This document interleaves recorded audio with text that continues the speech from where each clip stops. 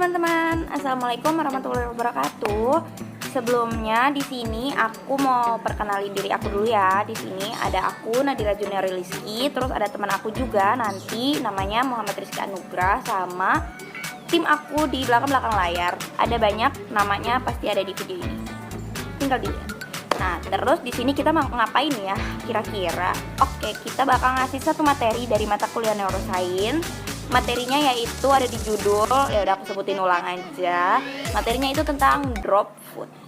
Sekarang kita masuk ke materi yaitu tentang drop food. Sebelumnya aku mau tanya dulu nih sama teman-teman. Kalau aku ngomong drop food, itu pasti kalian mikirnya apa? Kaki, benar. Jadi drop foot ini itu merupakan kelainan kaki di mana cara berjalan kita itu menjatuhkan kaki karena adanya kelemahan. Nah, terus karena ada kelumpuhan otot juga di bagian anterior kaki bagian bawah.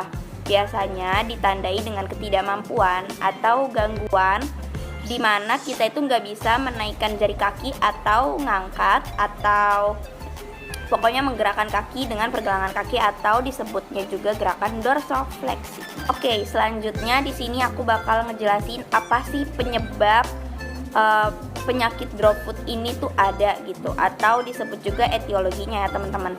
Sebenarnya etiologinya itu ada banyak. Yang pertama ada kebiasaan duduk kita itu sila gitu. Terus ada karena multiple sclerosis, amyotrophic lateral sclerosis, terus ada karena penyakit kusta, penyakit Parkinson, terus ada karena cedera pada saraf peroneal. Pokoknya banyak deh, tapi aku cuma bisa sebutinnya segitu. Nah, selanjutnya di sini aku bakal jelasin tentang patofisiologinya. Patofisiologi itu kayak mekanisme kerja tubuh kenapa bisa menyebabkan kelainan tersebut gitu. Jadi sebenarnya untuk drop foot ini ada 3 tahap. Yang tahap pertama itu biasanya lesi sarafnya itu mengalami penebalan. Terus saraf peroneus itu juga nyeri.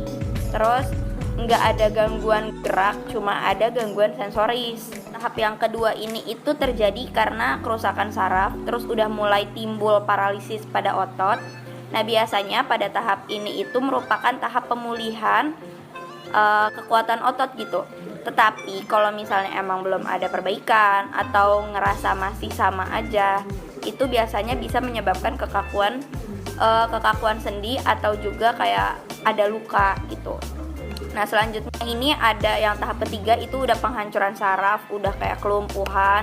Itu udah stadium dimana terjadinya infeksi yang parah dengan kerusakan tulang. Selanjutnya di sini aku bakal ngejelasin tentang klasifikasi pada kelainan drop foot.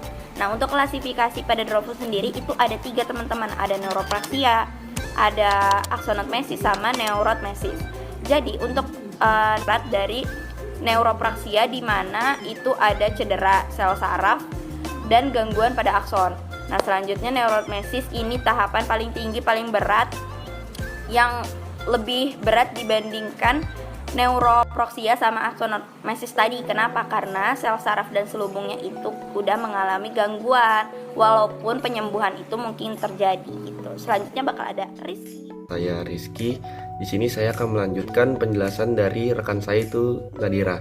Manifestasi klinis itu yang pertama ada atrofi otot kaki, yang kedua itu ada jalan pincang, yang ketiga itu ada terasa kesemutan dan mati rasa, yang keempat itu ada sulit menggerakkan kaki bagian depan, yang kelima itu ada abnormal ke arah yang menyeret bagian kaki di tanah selama berjalan. Yang keenam itu ada sedikit nyeri pada kaki. Yang ketujuh ada kaki lemas. Untuk diagnosisnya itu dibagi menjadi 2, yaitu skiatik neuropati, merupakan cedera pada saraf skiatik menyebabkan divisi neurologis dalam distribusi peroneal dan tibial saraf. Yang kedua itu ada poliomyelitis. Itu merupakan suatu penyakit infeksi akut yang disebabkan oleh suatu kelompok virus neurotropik atau tipe 1, 2, dan 3. Selanjutnya itu ada penata laksanaan fisioterapi. Problematika fisioterapi yang ditemukan yang meliputi permasalahan kapasitas fisik dan permasalahan kapasitas fungsional yang meliputi impairment, ada fungsional limitation, terus yang ketiga itu ada disability. Untuk penata laksanaan terapi pada otot drop foot itu ada IR non-Lomius, yang kedua itu ada electrical stimulation, yang ketiga itu ada terapi latihan.